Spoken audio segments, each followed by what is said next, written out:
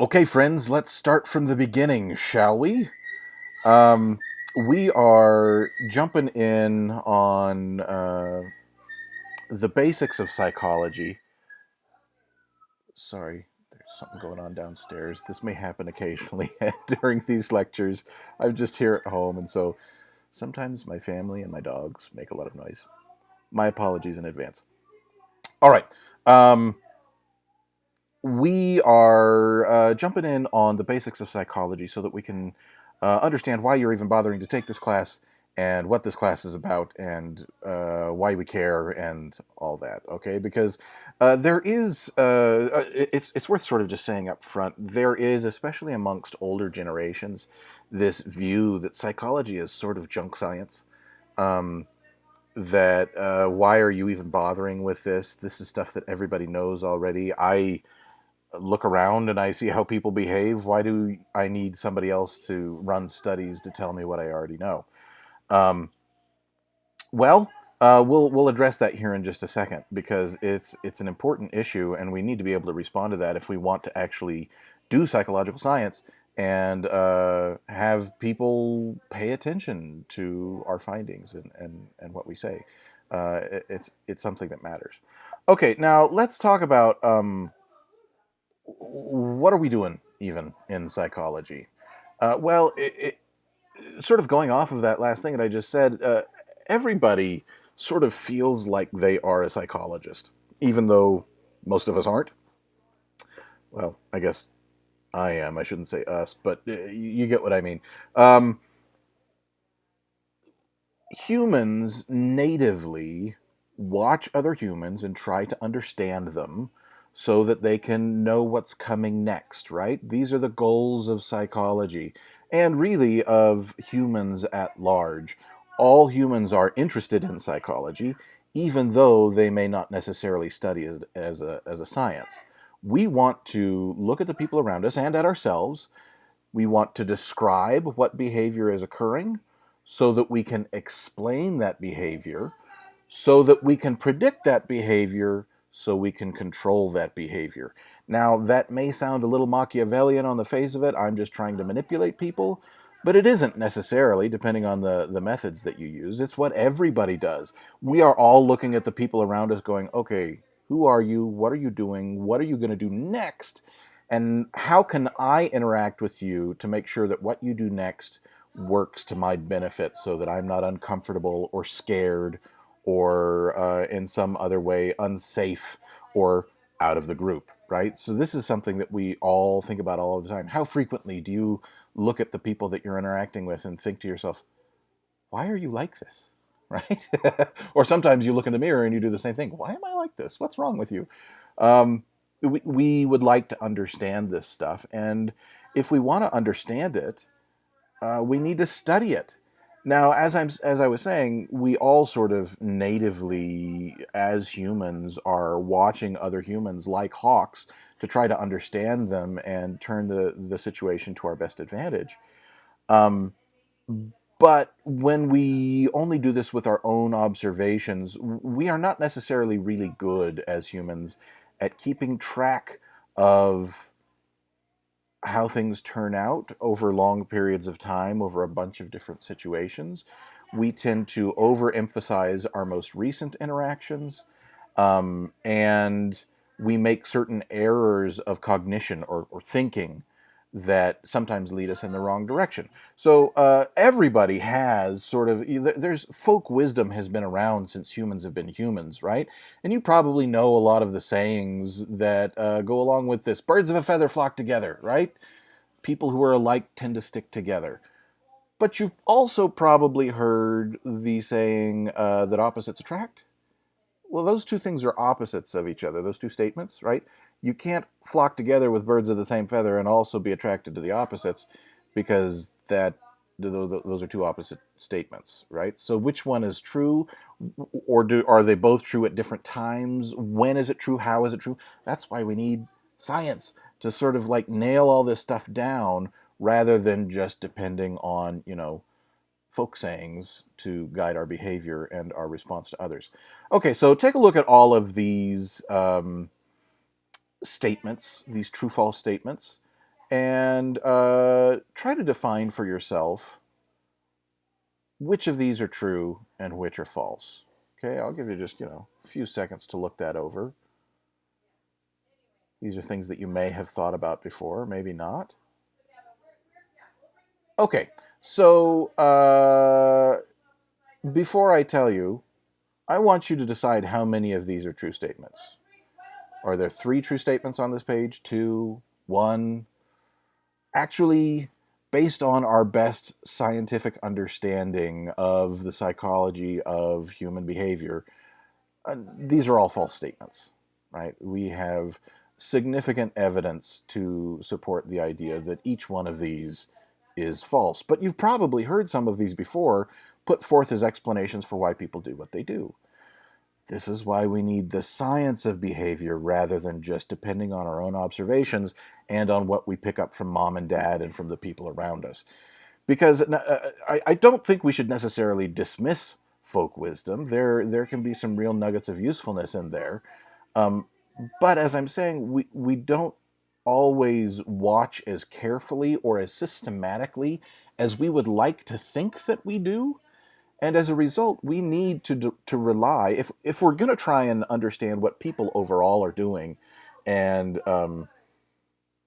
and have our best chance um, of knowing what's coming next, and of turning things to our own benefit, and maybe even helping people along the way, we need something a little bit more systematic than the human brain is just in sort of everyday interaction. And this is why we have created the science of psychology rather than just saying, oh, well, everybody understands what everybody else does. It's fine, right? Okay, so let's talk a little bit about how psychology got started as a discipline. Now, people have been thinking about and writing about the origins of human behavior and why we do what we do and why we are who we are for as far back as we've got writings for, right? You go back to the ancient Greek philosophers, Aristotle and Plato, and you find extensive treatises, I guess I should say, on human behavior and the origins of human behavior. It's something that people have been concerned about forever. And in fact, there probably are or were writings much earlier than the Greek philosophers. We just don't have those writings. They've not survived. We don't know where they are. They've been destroyed, whatever the case may be. So it's not that the Greeks were necessarily unique in that regard that they were thinking about this. Rather, they're just as far back as we can trace with what we've got at hand, right? So the same questions pop up across the span of human history, and a lot of these questions belonged to the discipline of philosophy for several thousand years. Philosophers were the ones who were really focused on the human experience and understanding people and figuring out why we are the way that we are. And so the basic discussions and arguments that have existed across human experience tend to match up, right? So you've got people wondering about what the relationship between the mind and the body is. So you've got a basic divide here. You've got some of your old philosophers believing that humans are what we call monists, meaning that the mind and the body are the same, that the body gives rise to the mind. It's all integrated. And indeed, most psychologists today at least somewhat believe in this monist point of view, that it is physical function that gives rise to our thinking and our personality and our behavior, right? Dualists, on the other hand, folks like Rene Descartes, now he was not an ancient Greek philosopher. He came much later, as you can see from the dates there, but nevertheless was interested in a lot of the same stuff. He was a dualist. Um, Duel as in two, not as in he was fighting somebody. Sorry, my closed captions are leading us astray here. Um, he felt, and many people have felt, that the mind and the body were separate things, that there was something different, not physical, in the mind, whether you want to call that spirit or soul or some other immaterial or metaphysical construct. There are plenty of folks who believed that the mind existed separately from the body and thus were dualists, right? Um, there are still plenty of folks today in most major religions believe in the existence of some kind of soul that outlasts and outlives the body and is separate from it, even though it may be housed within it during the human lifespan. Um, so that's something that we continue to talk about, continue to debate. Now, we debate it a little bit differently as we have gotten more understanding and knowledge about the physical functioning of the body and of the brain, um, where we have more evidence that the monist point of view, there's evidence for that, right? Um, we still don't have the tools and may never have the tools to test the dualist point of view. There have even been movies made about how do you measure a soul, and we can't figure that out just yet. Which is not to say that we never will be able to. Um, that remains to be seen. We come up with new technologies and new ways of looking at humans' experience all of the time. That's the beauty of science. Okay, one of the other major divisions and discussions that occurs and has occurred within psychology and within philosophy, long before psychology was ever a discipline, um, is how do we become the people that we are? Why are we who we are in terms of personality and behavior? Now, there have been lots of theorists who believe that we show up with some indelible part of ourselves already formed that makes us different from other people. Then there are others who say, no, no, no, all of who we are is a function of the experiences that we go through, starting in utero and then continuing through the lifespan. There is support for both of these points of view. So this is sort of the nature versus nurture debate. Am I who I am because I was born that way, or am I who I am because I was made that way by my parents and my siblings and the friends that I had as a child and what happened to me as I was developing in my mother's womb? So you've got John Locke, who was definitely in the latter camp there. He viewed humans as a blank slate to be written on. So, a slate back in those days was something that you would use to write on. Um, and so if you show up blank, that means that you are an empty canvas waiting to be formed into who you are going to be by whatever happens to you. However, there are others who believe that no, there is something that you show up with differently. Now, I admit, when I was younger, I was very much in the empirical camp that said, no, you show up just sort of as nobody, and then it's the things that happen to you that shape you. And there is, of course, a lot of evidence to suggest that that is the case. Then I had kids, and that reshaped my view just a little bit as I watched, especially my two youngest, who are just vastly different from each other. I've got four daughters, by the way. The oldest is 21, and the youngest just turned 12 a couple of days ago. Um, I look at my 12-year-old versus my 14-year-old, and from the time they were little babies, from day one, they were just massively different from each other, right? My third daughter was, just this sweet little thing that toddled around carrying her babies and tucking them into bed when she was, 2 years old. And, and she was that way from day one, just calm and sweet and happy and content. And then there's my youngest, who she's the Incredible Hulk. I mean, she does everything but turn green. Like, just from day one, she just showed up mad as hell. And so they just sort of showed up that way. There was. Now, there is an argument to be made that some of that or all of that could be due to prenatal influences.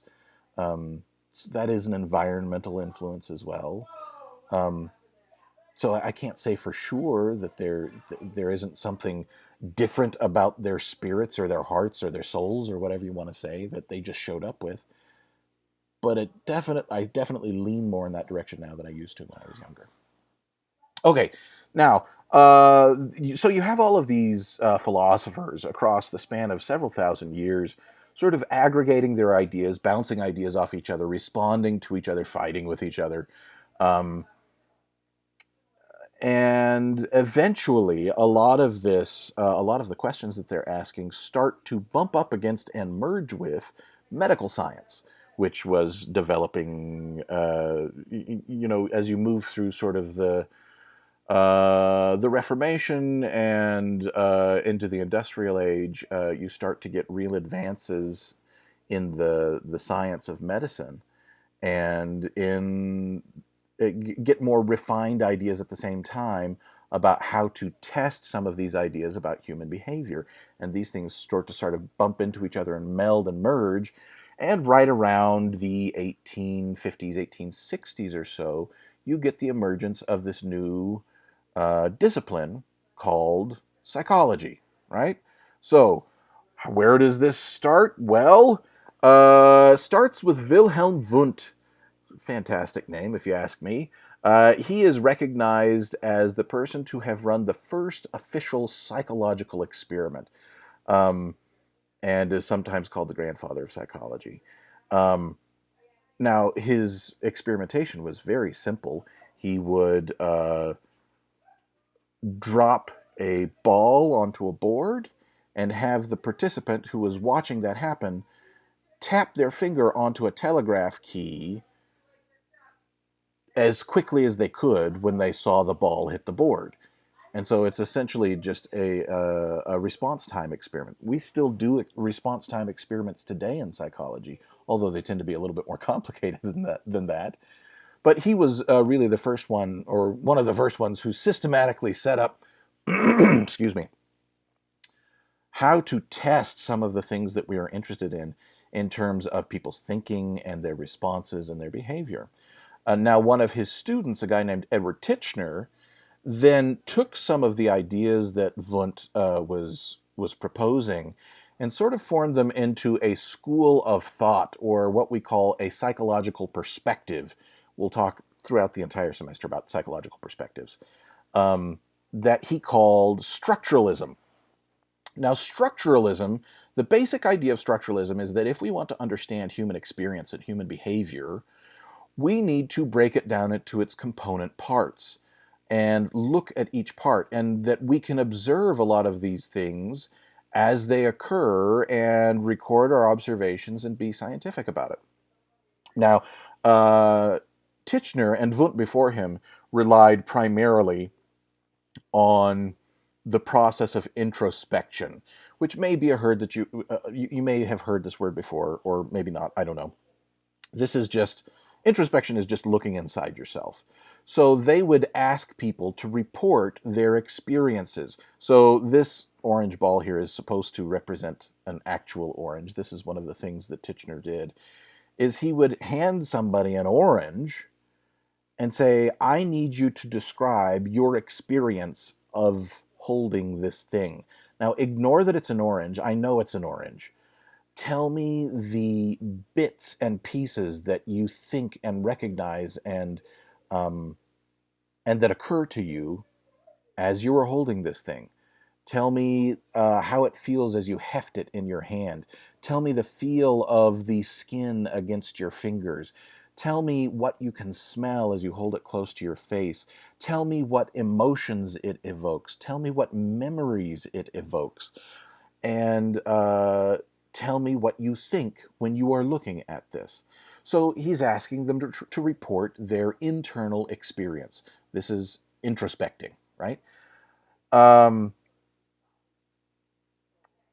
Now, this allowed Titchener to record all of the different aspects of that experience and sort of aggregate that across a bunch of people to see what sort of commonalities they were. That is the beginnings of a science, right? Now, unfortunately, we don't depend a ton on introspection today for data collection. We do some, and we'll talk about that as we move through the semester. But we've sort of moved away from introspection as the primary way to understand human experience because it is unique to the individual. Internal experience is hard to translate into an external reality because you, as the researcher, cannot directly observe it. You have to depend on what the person says. And so it's having to be translated from the internal experience into that person's words and then onto your page. And so you're not directly observing what's happening. And humans don't necessarily have good access to all of their internal processes. If I ask you what your blood pressure is right now, do you have any idea? I can't imagine that you do. You might be able to feel it if you have high blood pressure, right? If you're feeling super stressed and your head feels like it's going to explode, that probably means you have high blood pressure at the moment because you're upset or whatever. But most of the time, we just don't have any idea what those numbers are going to be, despite the fact that it is happening inside our bodies. And if we don't know it, who does, right? Well, our bodies do know it because our bodies keep track of our blood pressure and try and regulate it so that it doesn't get out of hand. But that's not something we have conscious access to. Our conscious mind is not aware of that stuff. And so you run into that difficulty sometimes when you're trying to use introspection as a method of data collection. You're asking somebody something about themselves, and they may not know the answer. Nevertheless, because humans are humans, and because there is a social desirability component of being a participant in a research study, they're going to give you an answer. But that doesn't mean that you can necessarily trust it. If I ask you what your level of self-control is right now, you would probably give me an answer. 1 to 100, where are you at self-control-wise right now? But studies that have been done on that exact question show that people's level of self-reported self-control does not actually correlate very strongly with their performance on self-control tasks at the same time. So I can tell you what I think my level of self-control is right now, but that doesn't necessarily mean that I know, right? So these are some of the problems with introspection. Now, sometimes that's the only way to get at what you are interested in is to ask somebody what they're thinking, right? And so if that's what you're researching, no problem. But generally speaking, we prefer more empirical data, stuff that can be directly observed and recorded and repeated across individuals. Okay, so you've got the, I'm sorry, I didn't finish describing structuralism. Structuralism, then, is the idea that we understand human behavior by breaking it down into its component parts um, and what's the right word for this? Describing those parts, right? And it's like taking a watch apart to figure out how it works, right? Oh, this cog fits with that cog, and that cog fits with that cog, and that's what causes the hands to move. This is the idea of structuralism. If you want to understand something, you've got to look at its pieces. Now, there was pretty immediately a pushback against that perspective. You get another group of budding psychologists who said, no, that is not how we need to be understanding and observing human behavior. There's another way to do this. So this was the genesis of what we call Gestalt psychology with Max Wertheimer. So many good German names. I just love it. Anyways, the Gestalt viewpoint said that when you break something apart into its component pieces, you are necessarily going to miss some of what's going on. The best phrase to describe the Gestalt viewpoint is that the whole is more than the sum of its parts, right? Or another way of saying that is you're missing the forest for the trees, right? If you're just looking at one piece or at a handful of pieces of what's really going on in terms of human experience, you are going to miss the connection between those pieces, the interaction between those pieces, and there's probably some pieces that you can't observe.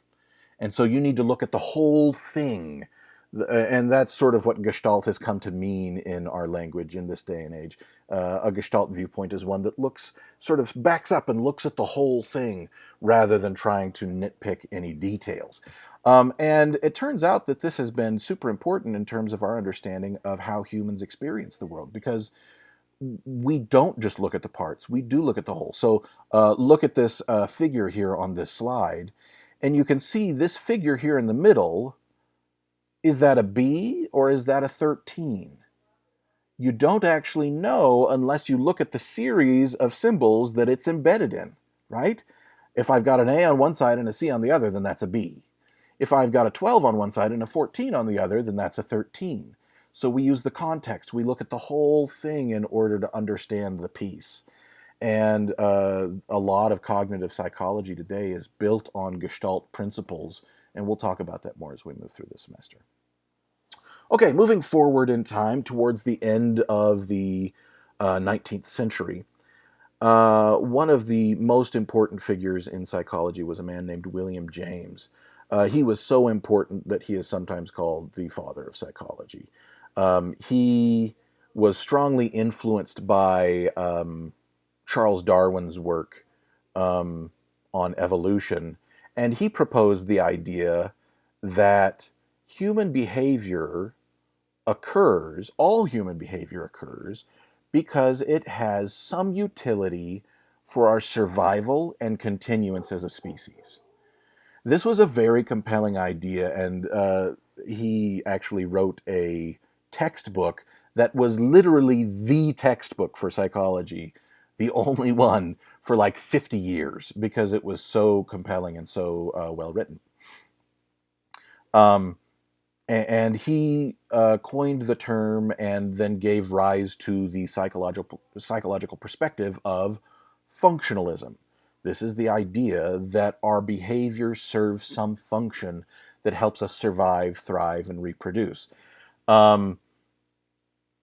And really, this, if you want to look at the different perspectives of psychology across history, his is probably the most influential. Pretty much every psychologist out there today subscribes at least partially to the ideas of functionalism, right? You don't really have any structuralists anymore. There are a few Gestalt psychologists, but it's a less prominent perspective than it once was. But pretty much every psychologist in their heart adheres to the ideas of functionalism, because it turns out to be pretty broadly true. Most of what we do, whether or not we realize it, is intended to either help us survive or help us fit in with a group, which, as humans, helps us survive. So there you have it. Now, moving a little bit forward towards the beginnings of the 20th century, we need to talk about Sigmund Freud. He was the next big name in psychology that sort of guided the development of the discipline for a handful of decades in the early part of the 20th century. He was hugely influential in that he came up with the ideas, or the idea that the human mind is subdivided into different parts. There's the conscious mind, all of the stuff that we are aware of, and the unconscious mind, which is all of the stuff that is going on in our brain and in our thinking that we are not consciously aware of. But his point of view said that the stuff that we are not aware of can still influence us. And this was hugely influential, and we'll talk more about Freud as we move forward in the semester and he becomes relevant to some of the topics that we're talking about. He was so influential that a lot of his terminology actually moved beyond psychology and into sort of everyday speech. Like if I call somebody anal, you know what I mean by that, right? They're super picky and concerned with neatness, and maybe they're germophobic and need to be in control of things. He came up with that term, right, as a description of an adult personality, as someone who's anally fixated, right? Now, we'll talk about all of those terms and the theories that he used to get there when we get there. Now, some of Freud's ideas were super influential, and we still talk about them today. Some of his other ideas were quite honestly a little wackadoodle, and we've sort of left them by the wayside as our science has progressed because we don't have evidence that they're true. He seemed particularly obsessed with sex and sexual interest and concern in children specifically, which we just don't have a whole lot of research support for that. That doesn't seem to be what is actually driving children at a very young age, and that led him to some very strange ideas. Nevertheless, his basic ideas um, of human behavior being motivated by impulses and drives that we are not aware of remains relevant today. And he was the one who came up with psychodynamic theory. He was also the first talk therapist, right? He didn't start out as a psychologist because there were no psychologists when he started out. He started out as a medical doctor, um, but then developed these psychological theories as he went along and became a psychologist along the way. Um, but he was really the first one to say to systematically set up a therapy where what you do is you sit with someone who listens to you and you talk about your experiences in order to feel better and get better and function better. Without Freud, that development may not have ever occurred. He was the first one to do it. Okay. Now, moving forward into the mid-century, 1930s, 40s, 50s, um, you get the rise of behaviorism. What behaviorism says is that we can't actually observe what is going on in the mind, like I was talking about with structuralism and introspection. You had a bunch of researchers who said, we can't actually empirically observe the mind. In fact, the mind is a black box that you can't observe what's happening inside. But what you can observe is what gets put into the box and what comes out of the box. And so what behaviorists were concerned with were inputs and outputs that created behavior. And so a lot of these folks were, working with animals and seeing how they responded to differences in stimuli. And then eventually that grew into, well, humans are animals of a sort as well. And it turns out they respond pretty reliably to systematic variation of input in terms of how they end up behaving. And this was massively influential as we discovered that this actually works, right? It gave rise to the principles of classical conditioning and operant conditioning, which is a lot of what we do to try and modify other people's behavior today, right? We reward behavior that we want to have happen more. We punish behavior that we want to have happen less, and that's all operant conditioning, right? So Pavlov, who you've probably heard of, was sort of the first in the line of behaviorists, and then you get James Watts. James Watson and B.F. Skinner are sort of the big ones there.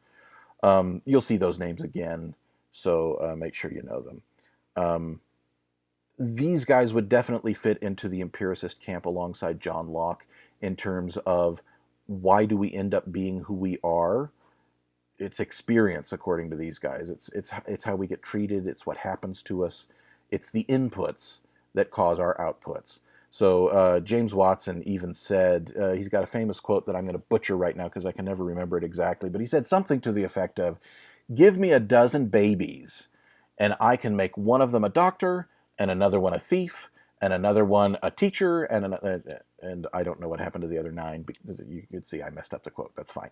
But that very much corresponds to that point of view. If I have control over the inputs, I can create the outputs, right? All right, now, psychology is just one series of pushbacks after another, just like the behaviorists were pushing back against psychodynamic theory. The humanists pushed back some against some of the aspects of behaviorism. Behaviorism, this sort of mid-century point of view that the theorist and the researcher is all powerful and knows more than everybody else, and if you just depend on them, then um, it'll turn out all right. Um, the humanists pushed back against this and said, no, let's actually treat people as if they are worthy of our respect, and treat them as people who are coming to us for help with their problems. Let's treat them like clients rather than subjects, or something like that. Um, so they said, no, we need to pay attention to what's going on inside people, not just their behavior, because internal experience does influence behavior. um, we are creatures that have the free will to choose for ourselves, and so and who is going to know the minutia of my own experience better than me? And so let's listen to people rather than telling them who they are and how they should behave. Let's listen to what's actually going on with them and try and adapt to them, right? So Abraham Maslow was one of the first guys here. He came up with his hierarchy of needs, which we'll discuss later in the semester. Um, and then Carl Rogers was one who actually put that into therapeutic practice, who came up with what he called client-centered therapy, that was designed to give people respect. And the basic idea of it was that if you treat people as if they are worthy of your time, attention, and respect, then they will begin to act as if they are worthy of your time, attention, and respect. And a lot of their problematic behaviors will just fall by the wayside. Okay, pretty powerful perspective. Um, right around the same time, now this one is not necessarily a pushback against humanistic psychology, but was a different pushback against behaviorism. Cognitive psychology says, wait, we are actually beginning to have the tools um, to observe what is going on in the mind and in the brain. So let's put those to use and try and understand what is happening with people's thinking. That's all cognition means, is thinking, right? Um, let's try and study people's thoughts. We do have to depend some on what they report to us, but not always. We have a whole host of new tools that are coming forth as technology improves, that allows us to directly observe the brain as it functions, which is where our thinking happens. So let's look at that. Let's use that, right? This was the point of view that I'm sorry, not the point of view, but one of the big analogies to come out of cognitive psychology was the comparison of the brain to computers, as computers became a thing, which turned out to be super fruitful and super useful in terms of us understanding some of our own processes and capacities that we have in our brains. Ulrich Nesser, one of the big guys here. Okay, now you could be forgiven, given based on what I've been talking about so far, for thinking that you are only allowed to do psychology if you're an old white dude with a beard. Not true, in fact. There have been women and people of color throughout the history of psychology, but given some of the weirdnesses and, frankly, racism of our culture, both in past times and in current times, a lot of the contributions of these folks have been downplayed or just straight up erased. And so we want to make sure that we're not continuing to do that. So here's a handful of faces that are folks that need remembering in the development of psychology as a science and as a discipline. So Francis Sumner is this fellow here on the left. He was, as you can see, the first African American to receive a PhD here in the United States, and was one of the first ones to actually scientifically study some of the impacts of racism, and he did a lot of work in pushing back on some of the pseudoscientific theories that existed early in the 20th century about African Americans as not being quite human or being a different species of some sort, and push back against the idea that there were biological differences between the races. Um, Mary Calkins is this woman here in the middle. She actually attended Harvard and was denied a PhD because she was a woman. And despite not having that PhD, ended up being the president of the American Psychological Association, the very first female president and was hugely influential in the work that she did. And this woman on the right is Elizabeth Watkins, I want to say. Shoot, I've forgotten her last name. Let me look at my notes here really quickly. Margaret Washburn. Sorry, I got that wrong.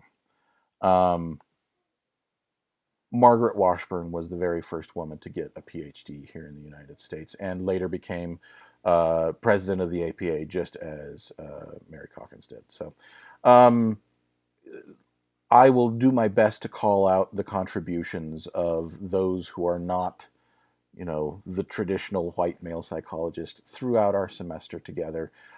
If I ever miss something, some important contribution, and you know it and you catch it, please let me know. I want to know this stuff. I want to make sure that we are being inclusive in our discussion of psychology. Okay. Okay, so that's sort of the history of psychology in a nutshell. There's more to it than that, of course. I'm just giving you the broad strokes. Let's talk about what psychology looks like today. Um, what what are we talking about in psychology today? What are the different perspectives that psychologists align themselves with? And then what are people actually doing in psychology? Well, so the main perspectives that we have in psychology today are listed here. The biological perspective is probably the first and foremost perspective in modern psychology. If we want the biological perspective says if you want to understand behavior, you've got to look at what's going on in the body and in the brain. Um, Hugely influential, becomes more and more influential the more tools we have to study the body and brain, and the more we discover the minutia of what's going on in the body. Um, Given that we are existing within these bags of meat, the status of the bag of meat we're in is going to have something to do with how we behave, and so that ends up being super important. The evolutionary perspective sort of grew out of functionalism, um, which is the idea that our behavior has some survival utility, still very influential today. The cognitive perspective looks at our thinking and how that influences how we behave. How we see a situation is going to affect how we respond to it, right? The psychodynamic perspective is rooted in Freud's perspective, which is that our internal life and our subconscious or unconscious mind is influencing our behavior, and bringing some of that stuff that is in the unconscious to the conscious mind helps us resolve problems. That is less influential than it was in the past, but still exists and still does contribute. The behavioral perspective, again, behaviorism, inputs and outputs, this is still strongly influential, especially in therapy. A lot of our most effective therapies, at least partially, rose out of the behavioral perspective. The sociocultural perspective says that in order to understand behavior, we've got to understand the contexts that people exist in, the communities that they are in, the families that they are in, the rules that they live by, the shape of their communities and what structures exist in that community are going to shape how a person behaves. Increasingly influential over the past generation, I would say. And then the humanistic perspective we mentioned, which is the idea that humans can be in charge of their own experience and know best how to manage themselves. And the therapist's job is to help them find their best selves, so that they can follow their own North Star. Okay? There are others, of course, and then subdivisions within these perspectives, but these are the primary ones that we're going to talk about this semester.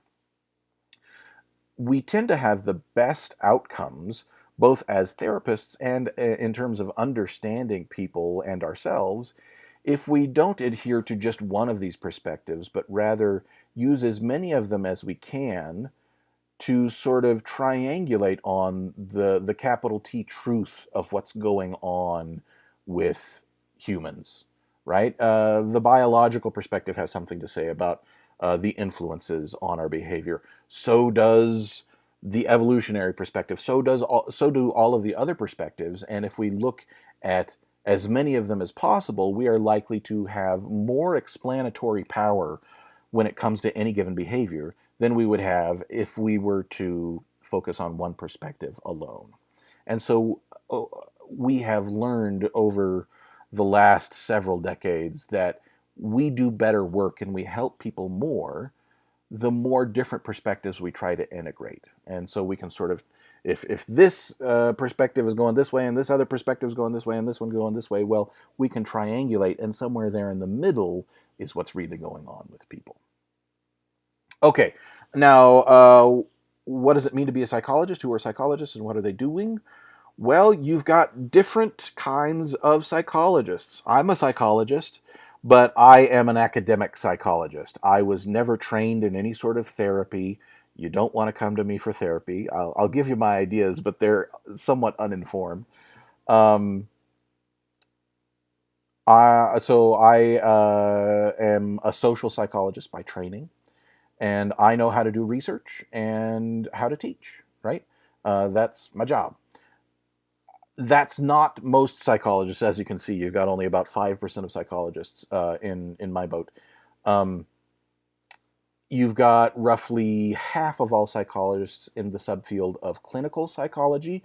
Clinical psychologists are those who are either studying mental health disorders and or providing mental health care, right?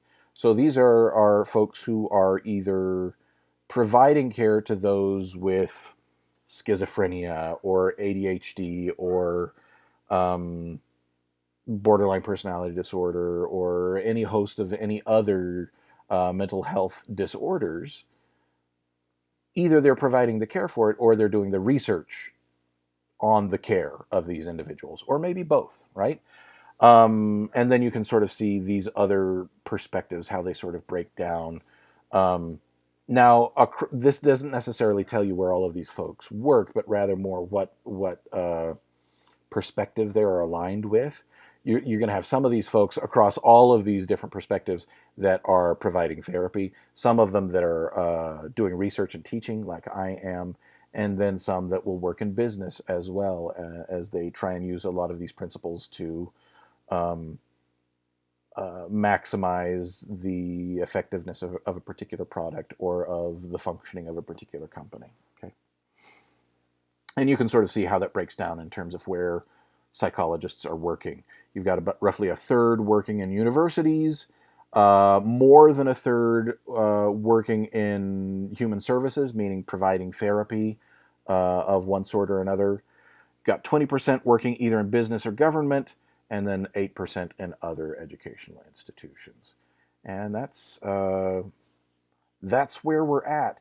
We'll talk a little bit more about sort of the realities of careers in psychology during a different chapter.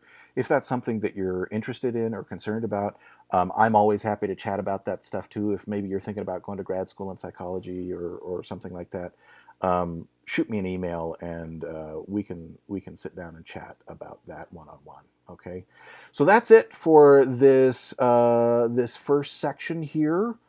We will come back in subsequent weeks and dive into more specific topics within psychology and sort of hit the entire span of everything within psychology, give you all the greatest hits across the course of this semester. I'm so glad that you're here with us. I know doing it this way is not exactly like being in a classroom, but still, I'm glad you're here with us. All right. Thanks, everybody. We'll talk again soon.